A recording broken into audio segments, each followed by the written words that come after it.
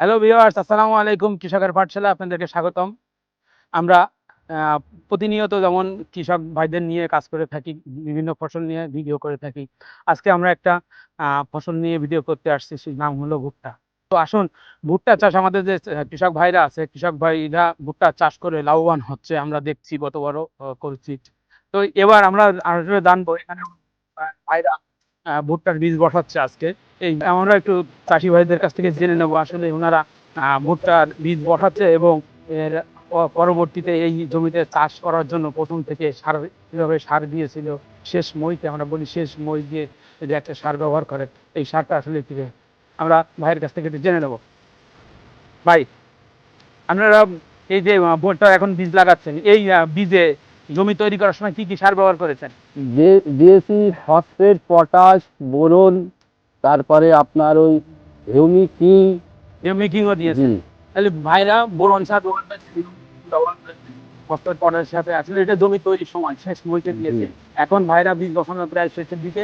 এখন বীজ বসিয়ে এটা বীজ অঙ্কুরোদ্গম হওয়ার পরে, গাছ বেরোনোর পরে ভাইরা আবার সেচ দিবে, তাই তো? জি। সেচ দেবে। এই সেচটা দেওয়া হয় মূলত ভুট্টা চাষে। প্রথম হলো ৪ পাতায় একটা সেচ দেওয়া হয়, ৮ পাতায় আরেকটা সেচ দেওয়া হয় এবং ১২ পাতায় একটা সেচ দেওয়া হয়, ১৬ পাতায় একটা সেচ।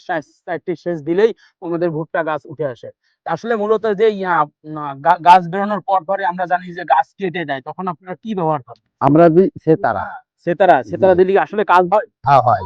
আসলে ভাইরা সেতারা দিয়ে মানে ব্যবহার করে তারা অভ্যস্ত এবং ভাইদের যে সেতারা দিলে গাছটা কেটে দেয়, এটা কাটে মূলত কাটুই পোকা।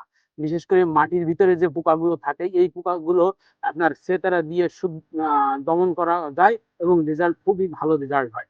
তো আসলে সেতারা পরবর্তীতে যখন গাছ বেরোনো সেচ দেওয়া হবে, সেচ দেওয়ার পরে আবার কিছু ঘাস বেরায়, তখন আপনারা কি ব্যবহার করেন? আমরা যখন ঘাস মারার জন্য কপ্টার ব্যবহার করি। কপ্টার ব্যবহার করেন। জি। তাহলে মিমটেক্স কোম্পানির আপনারা সবকিছু ব্যবহার জি, করেন, তাই জি, তো?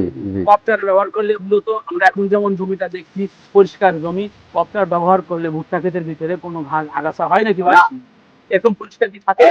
এরকম পরিষ্কার থাকে। তাহলে আমরা জানছি যে কপ্টারে যেমন এখন যেমন পরিষ্কার দেখছি, কপ্টার ব্যবহার করলেও ভুট্টা ক্ষেতের ভিতরে এইভাবে পরিষ্কার থাকে। ঠিক আছে, সকলকে অসংখ্য ধন্যবাদ। আবার কোন নতুন ভিডিও নিয়ে আপনাদের মাঝে হাজির হব। সবাই লাইক, কমেন্ট ও শেয়ার দিয়ে কৃষকের পাঠশালার সাথে থাকুন। সকলকে ধন্যবাদ। আল্লাহ হাফেজ।